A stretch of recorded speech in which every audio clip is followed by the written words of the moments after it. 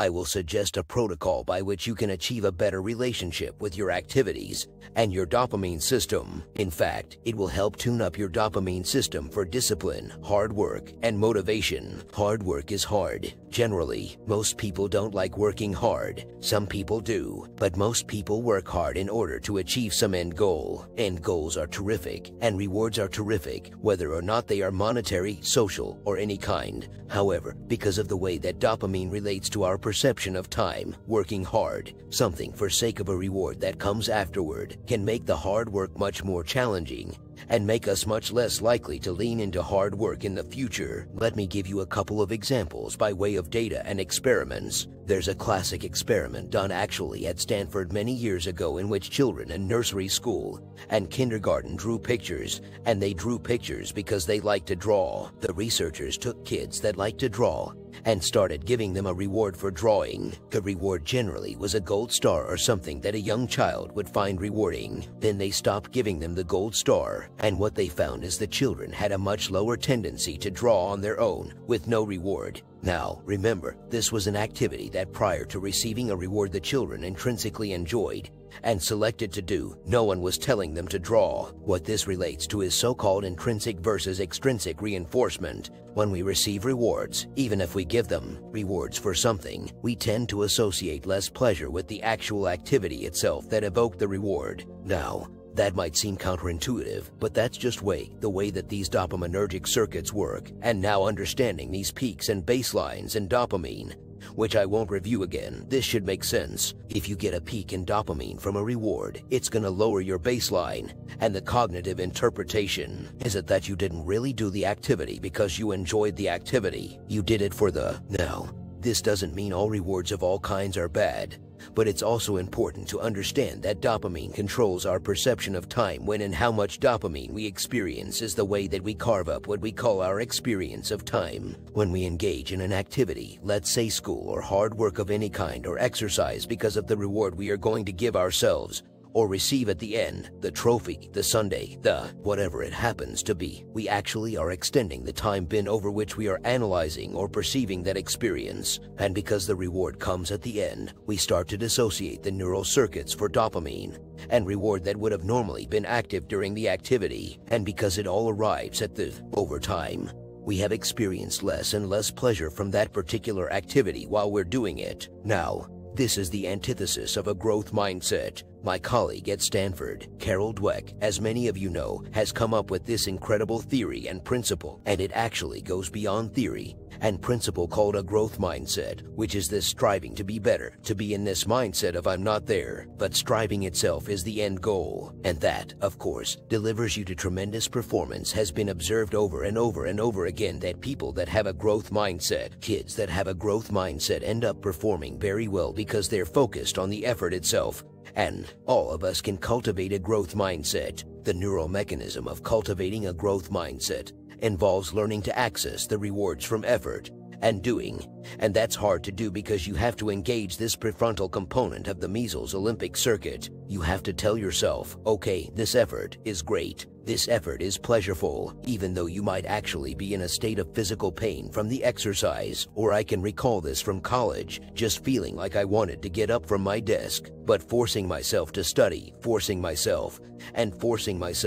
What you find over time is that you can start to associate dopamine release. You can evoke dopamine release from the friction and the challenge that you happen to be in. You completely eliminate the ability to generate those circuits and the rewarding process of being able to reward friction while in the effort. If you are focused only on the goal that comes at the end because of the way that dopamine marks time. So if you say, oh, I'm gonna do this very hard thing and I'm gonna push and push and push and push for that end goal that comes, not only do you enjoy the process of what you're doing less, you actually make it more painful while you're engaging in it. You make yourself less efficient at it, because if you were able to access dopamine while in the effort, dopamine has all these incredible properties of increasing the amount of energy in our body and in our mind, our ability to focus by way of dopamine's conversion into epinephrine. But also, you are undermining your ability to lean back into that activity the next time. The next time you need twice as much coffee, and 3 times as much loud music,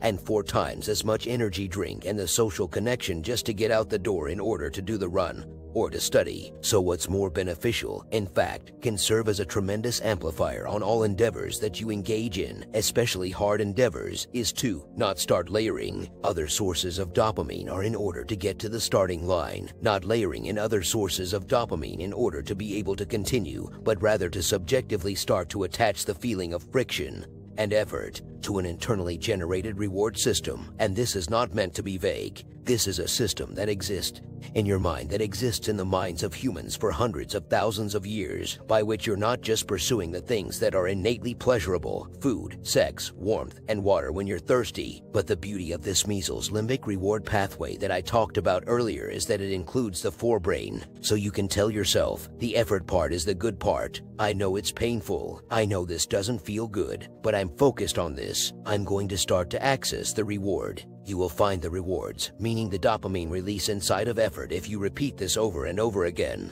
And what's beautiful about it is that it starts to become reflexive for all types of effort. When we focus only on the trophy, only on the grade, and only on the win as the reward, we undermine that entire process. So how do you do this? You do this in those moments of the most intense friction. You tell yourself this is very painful, and because it's painful, it will evoke an increase in dopamine release later, meaning it will increase my baseline in dopamine. But you also have to tell yourself that at that moment, you are doing it by choice and you're doing it because you love it. And I know that sounds like lying to yourself, and in some ways, it is lying to yourself, but it's lying to yourself in the context of a truth, which is that you want it to feel better. You want it to feel even more pleasurable. Now, this is very far and away different from thinking about the reward that comes at the end, the hot fudge, after you cross the finish line. And you can replace hot fudge sundae with whatever reward happens to be appealing to you. We revere people who are capable of doing what I'm describing. David Goggins comes to mind as a really good example. Many of you are probably familiar with David Goggins, former Navy SEAL,